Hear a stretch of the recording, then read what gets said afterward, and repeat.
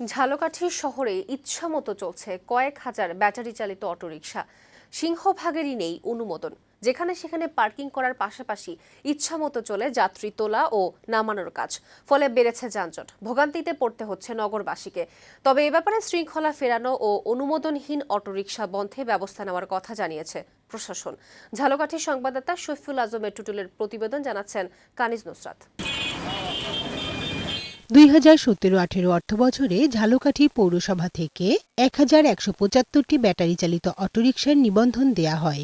এরপর আর পৌরসভা থেকে কোনো অটোরিকশার অনুমোদন দেয়া হয়নি। কিন্তু কয়েক বছরের ব্যবধানে এখন ঝালকাঠি শহরে অটোরিকশার সংখ্যা প্রায় 4000।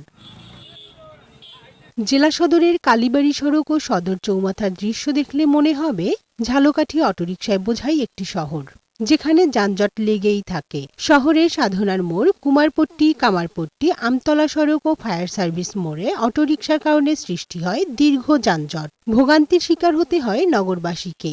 রাস্তা পার হওয়াও কঠিন হয়ে দাঁড়ায়।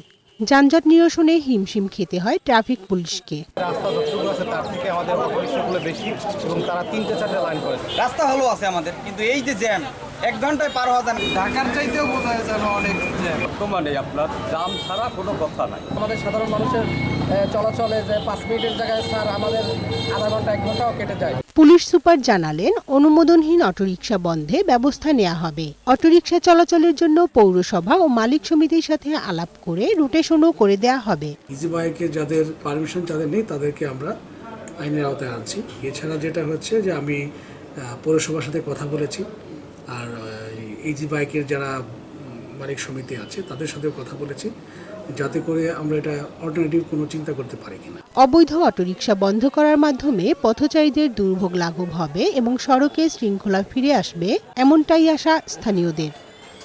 ডেস্ক রিপোর্ট, বৈশাখী সংবাদ।